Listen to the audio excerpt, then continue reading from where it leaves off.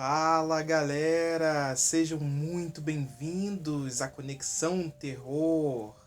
Tá pronto para se assustar um cadinho? No vídeo de hoje vamos falar sobre as criaturas que caminham nos corredores da mansão Spencer de Resident Evil 1. Mas antes da gente começar, queria saber o que vocês acharam, se vocês gostaram da cartinha que eu desenhei para vocês no episódio anterior. Se você não viu o episódio anterior e está escutando a gente pelo Spotify, vai lá no YouTube que a gente falou sobre o terror na literatura. E se você está me escutando já pelo YouTube, eu vou deixar um cardzinho aqui em cima para vocês clicarem e serem redirecionados para o outro vídeo. Daí é só ir lá na descrição do vídeo e vocês vão ver lá um linkzinho do Mediafire, só clicar, baixar, que vai ter uma cartinha lá muito especial, similar às cartinhas do Yu-Gi-Oh!, dos quais a gente já está acostumado, para vocês colecionarem. Eu vou estar deixando uma cartinha em todos os vídeos que eu for fazendo, tá? Se você está me escutando pelo Spotify, lembre-se de que todos esses links para baixar as cartinhas que eu vou estar deixando vão estar sempre no YouTube. Aqui não tem como a gente deixar, então o ideal é que, mesmo que vocês prefiram escutar aqui pelo verdinho, corram lá no YouTube, dão uma olhada, vai na descrição que vai ter sempre ali um presentinho para vocês estarem colecionando e futuramente, quem sabe, a gente vai jogar um joguinho junto com essas cartinhas, né? Agora sim, tá começando mais um episódio de Conexão Terror. Bora pra intro?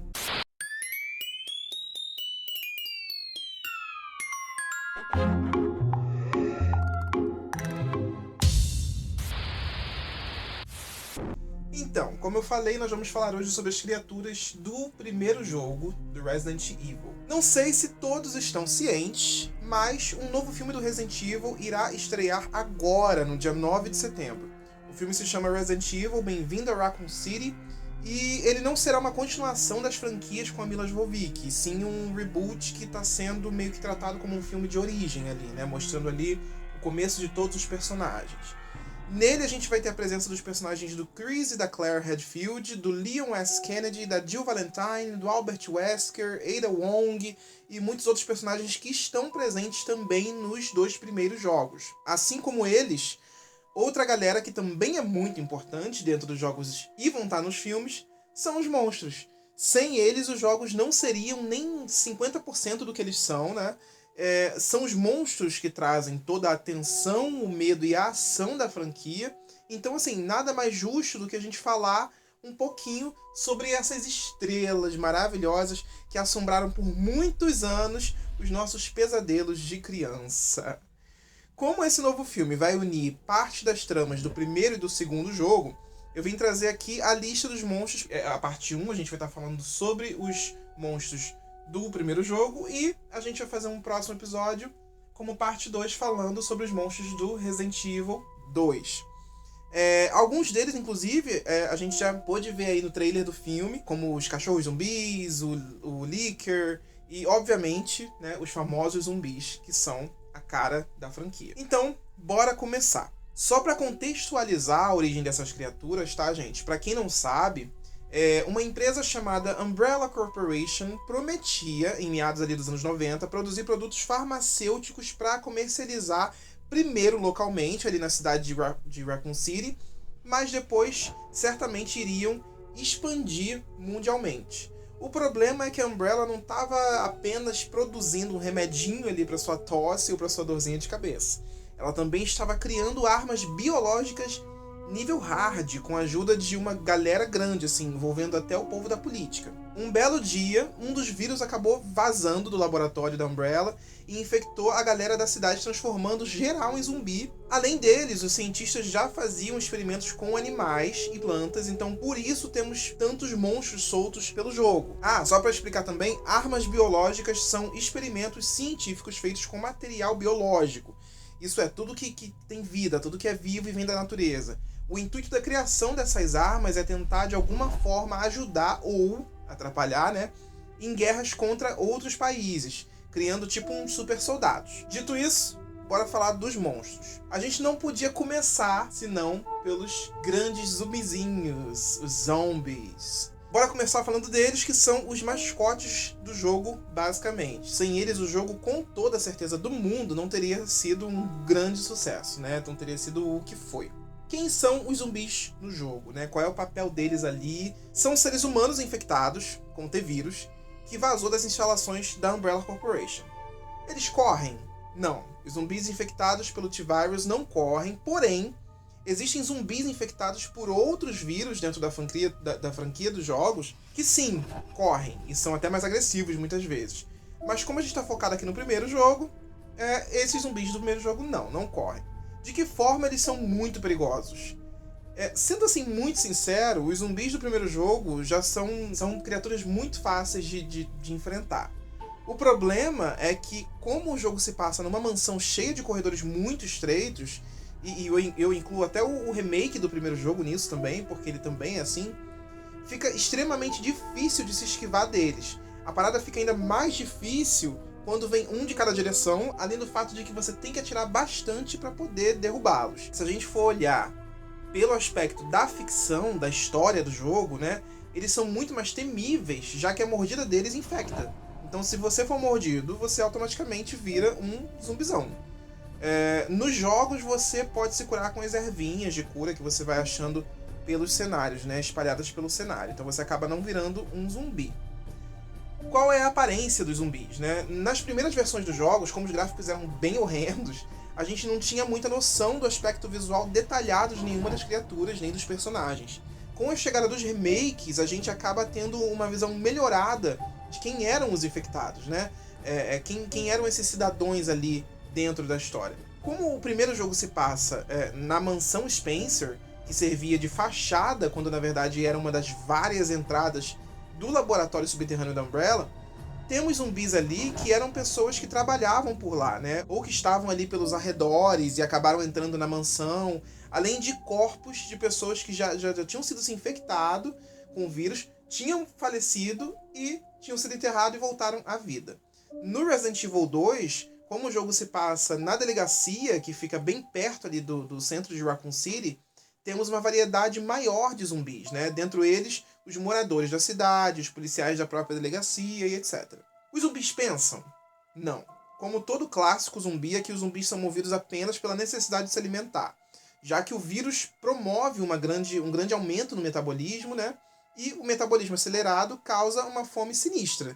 E esse comportamento é o grande responsável, inclusive, pela transmissão de vírus para outros hospedeiros. Como detê-los? A mecânica clichê dos filmes de zumbi também se aplica aqui. Se atirar na cabeça do zumbi, morre mais facilmente, mas nos jogos ele também morre se atirar bastante em qualquer parte do corpo dele ali e tá tudo certo. Então vamos seguindo aí pro próximo monstrinho, o Cerberus ou Zombie Dog. Cerberus e Zombie Dog são basicamente a mesma criatura, com origem no mesmo hospedeiro. Ambos são cães da raça Doberman infectados com o T-Virus. A diferença está na história e na origem de cada um.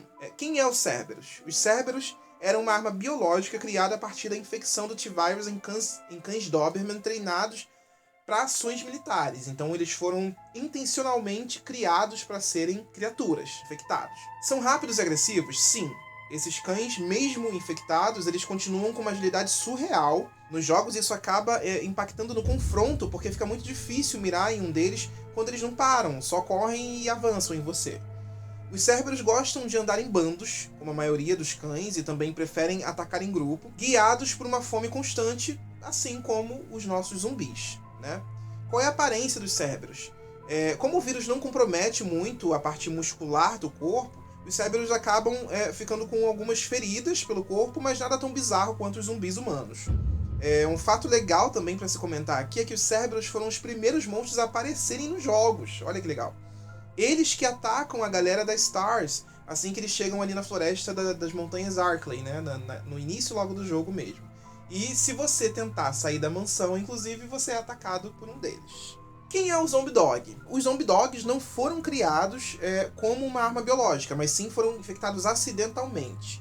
Durante todo o incidente com o T-Virus e Raccoon City, Dobermans acabaram comendo coisas contaminadas com o T-Virus e passaram a sofrer mutações. No final das contas, eles são bem semelhantes aos Cerberus. Por que são tão perigosos se são cães infectados acidentalmente? Os primeiros Zombie Dogs formados faziam parte do canil de departamento de polícia de Raccoon City, lá onde o segundo jogo se passa, inclusive. Por isso, eles também eram treinados para ações militares, principalmente na apreensão de criminosos. Por esse motivo, os Zombie Dogs também têm alto poder de ataque e são excelentes na hora de encurralar uma presa. Vamos seguindo aí agora falar do Hunter. Hunter é um dos inimigos, inclusive, mais conhecidos do Resident Evil, ao lado ali de Licker, zumbis, os próprios cães zumbis, enfim. O Hunter é uma arma biológica criada pela Umbrella a partir de um óvulo humano fertilizado que recebeu DNA reptiliano e infectado com o T-Virus. Por que o Hunter foi criado, né? O Hunter foi criado pela Umbrella com o objetivo de ser uma arma biológica com enfoque no combate. Supera os zumbis em força, inteligência, resistência, sendo uma boa opção para os compradores. Como eu falei para vocês, as armas biológicas são feitas para ser vendidas, né, para pessoas que querem usá-las como soldados, como super soldados. Então tudo que é feito pela Umbrella foi feito ali pensando nos caras que iriam comprar. Após a descoberta do T-Virus, a intenção não era apenas infectar as vítimas, mas sim criar uma arma capaz de matá-las, mesmo que estivesse usando equipamentos de proteção militar ou tivessem escapado da infecção por serem geneticamente imunes ao vírus, talvez. Para isso, era necessária a criação de um soldado muito forte, resistente e obediente a ordens, ainda que fossem simples. A criatura foi criada por William Birkin em 1981, quando trabalhava ao lado de Albert Wesker no laboratório de Arklay. Qual é a aparência do Hunter, né? Como ele foi feito a partir de um ser humano, ele é um ser humanoide, né? Ele é basicamente um lagarto bípede com garras enormes e pontiagudas. Como um Hunter ataca? Hunter, para quem não sabe, a palavra Hunter é uma versão em inglês da palavra caçador, né? Ele recebeu esse nome justamente porque tem uma ótima capacidade de caçar suas vítimas. Eles geralmente atacam dando saltos gigantescos para pegar um impulso e atacar com sua garra. São muito rápidos, o que dificulta na hora de acertar eles, inclusive, assim como os cães zumbis. É bom ressaltar aqui que o primeiro Hunter que aparece no primeiro jogo é chamado de Hunter Alpha, por ser justamente o primeiro de sua espécie. Os que aparecem em outros jogos foram tentativas de reproduzir esse experimento, mas que não deu tão certo ou quase deu certo, né? Seguindo, então, temos o Neptune. O Neptune nada mais é do que um tubarão branco gigante que foi infectado pelo T-Virus com a intenção de mostrar que o vírus conseguia se adaptar perfeitamente a seres de diversas espécies, inclusive peixes, né? Como isso alterou o tubarão? Quase não alterou, na verdade. O tubarão, obviamente, ganhou um pouco mais de tamanho, porém permanece basicamente com a mesma força e agilidade. Apesar da grande capacidade de causar danos em oponentes e da boa resistência, o Neptune não é nem considerado uma arma de escolha para o mercado, para ser vendido, por ser uma criatura marítima e ser totalmente inviável usá-lo durante conflitos em terra, né? Como eles atrapalham no jogo? Os Neptunes ficavam presos em aquários no laboratório. O problema é que durante o incidente na mansão, um dos cientistas acabou quebrando o aquário, inundando uma boa parte do laboratório ali e, com isso, liberando os tubarão tudo ali. Então, em algum momento, você acaba tendo que passar por lá e enfrentar os tubarãozão. Qual é a aparência deles, né? Eles talvez sejam as criaturas menos afetadas visualmente pelo vírus. São enormes tubarões brancos com algumas feridinhas. Eles só são realmente muito maiores do que um tubarão branco original. Seguindo aí, vamos conhecer o Quimera. Quem são os Quimera? Essas são criaturas produzidas a partir da combinação do DNA de seres humanos, DNA de moscas e o T-Virus. Como eles são visualmente? Por ter DNA de ser humano envolvido, esses monstros acabam tendo uma aparência bem humanoide, assim como os Hunters lá atrás, né? Mas muito nojentinhas por conta do DNA das moscas. Imagina uma mosca bípede, é isso que o Quimera é. Como atacam? Eles geralmente não estão sozinhos, só isso já oferece um grande perigo, né? E eles são muito rápidos e podem se pendurar no teto para fugir dos nossos tiros. O bom é que essa criatura aparece só lá pro final do jogo e não existe em nenhum outro, assim, é só nele mesmo. As aranhas Web Spinner e Black Tiger. Aqui é basicamente a mesma coisa dos Hunters, tá? Uma versão é variação da outra. Quem é o Web Spinner? Essa foi uma dos primeiros experimentos da Umbrella na criação de armas biológicas. O objetivo desses estudos era entender os efeitos de vírus no crescimento de aranhas infectadas acidentalmente. As aranhas foram consideradas como bons candidatos de hospedeiros por terem grande adaptabilidade em diversos ambientes diferentes. A infecção com o T-Virus acabou por causar grandes alterações morfológicas em aranhas venenosas, gerando um notável aumento de tamanho. O quão são perigosas? Apesar de serem aranhas, né, elas não produzem teias, mas não se engane. Ao invés de teias, as aranhas cospem um ácido e, por conta do seu tamanho, acabam sendo bem fortes. Com sua habilidade aracnídea de escalar paredes e tetos, foi considerada uma arma biológica útil, mas a impossibilidade de exercer controle sobre a criatura ou fazê-la obedecer ordens encerrou essa linha de pesquisa. Quem é a Black Tiger? Como eu falei, ela é uma variação da Web Spinner. Essa aranha deveria ter sido descartada, mas por motivos desconhecidos continuou a sofrer mutações após os experimentos com o T-Virus e tornou-se forte, resistente e com maior capacidade de ataque. Por que são mais perigosas? A Black Tiger chega a ter quase o dobro do tamanho da Web Spinner, além de uma alteração na cor do exoesqueleto que as tornam mais escuras, e um grande estoque de veneno em seu abdômen. Ao contrário das armas que lhes deu origem, né, a Black Tiger tem capacidade de produzir teias, podendo caçar suas vítimas como as aranhas tradicionais. Como elas são visualmente? A Web Spinner ela é uma aranha gigante de coloração amarronzada e a Black Tiger é um pouco maior, de coloração preta. Essa, inclusive, lembra muito uma viúva negra. Então é só você imaginar uma viúva negra gigante que é a Black Tiger. Vamos então conhecer as Wasp. Wasps são vespas infectadas pelo T-Virus, tornando-as mais agressivas e maiores. Suas ferroadas liberam veneno, além do próprio vírus. São perigosas? Olha, no jogo elas são muito fáceis de evitar. Até indico que evitem, inclusive, para não gastar munição. Como é que elas são? Elas literalmente são vespas, só que com uma coloração um pouco mais amarela. Passando então agora para os Skrulls. Os Skrulls, quem viu o terceiro filme da franquia com a Milla Jovovich, com certeza vai lembrar da cena dos ataques dos corvos infectados no deserto. Então, esses são os Skrulls, corvos infectados. Como surgiram? Como o próprio filme explicou, os Skrulls na verdade são um acidente. Os corvos se infectaram por comerem carne contaminada pelo T-Virus. Talvez até carne de zumbis mortos, né? São perigosos?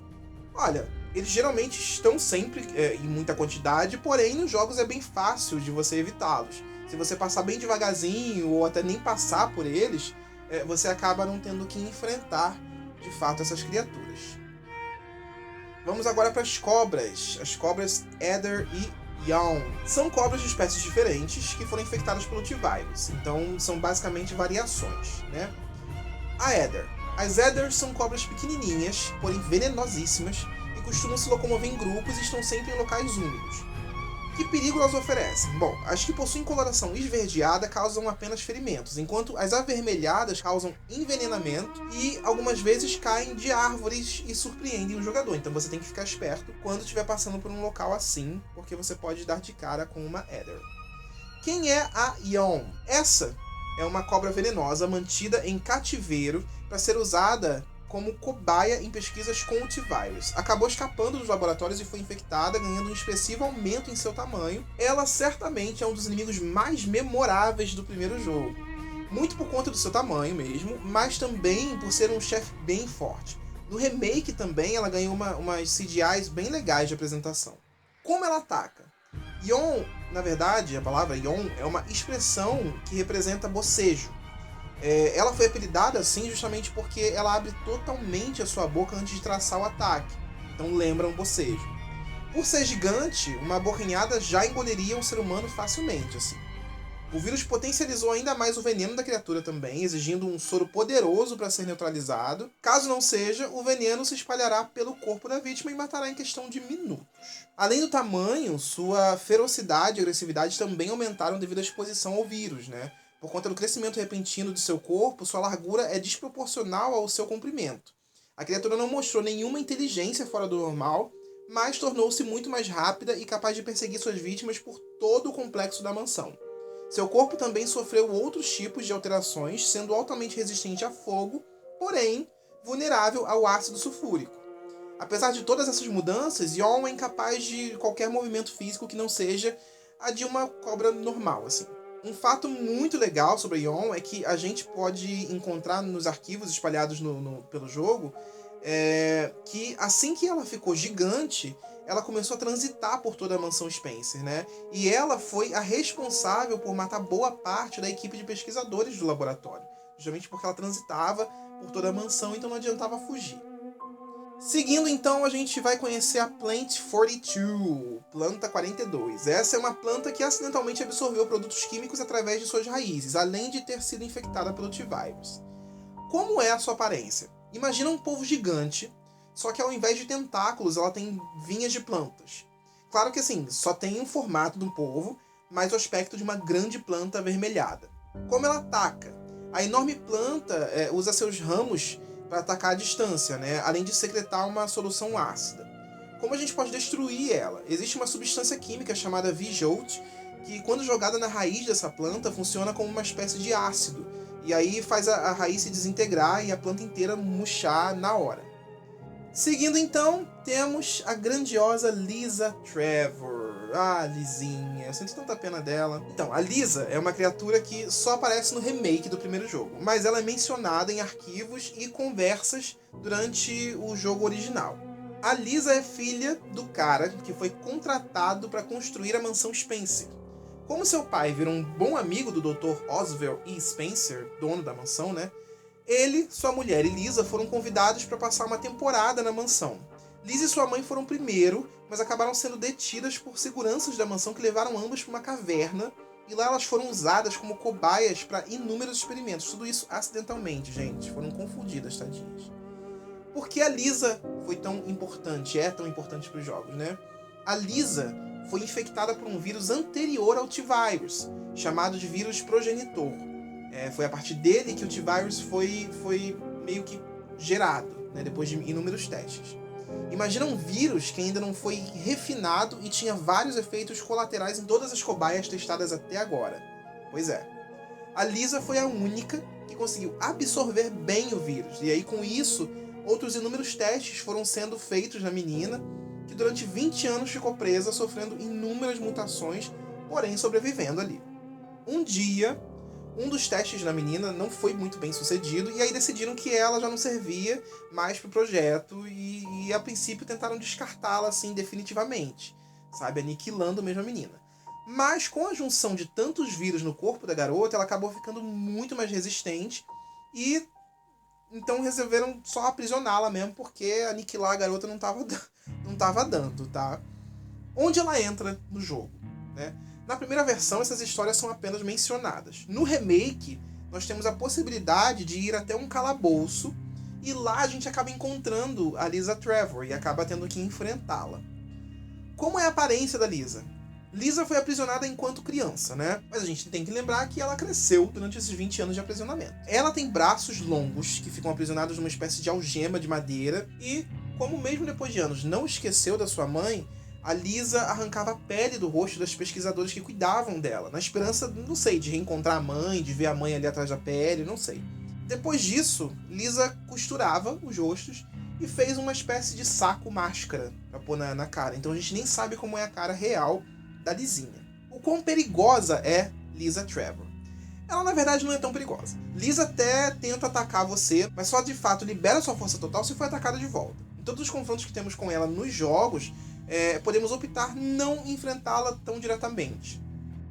Vamos seguindo então pro último monstro do primeiro jogo, o grande Tyrant, o mais temido dos temidos. Esse é o chefe final do jogo e só isso já traz um impacto maior, né, gente? Quem é ele? Então, como eu falei lá no início do episódio, a intenção da Umbrella era criar super soldados, né? Seres que seriam mais fortes, rápidos e resistentes que os humanos, mas que também soubessem seguir ordens.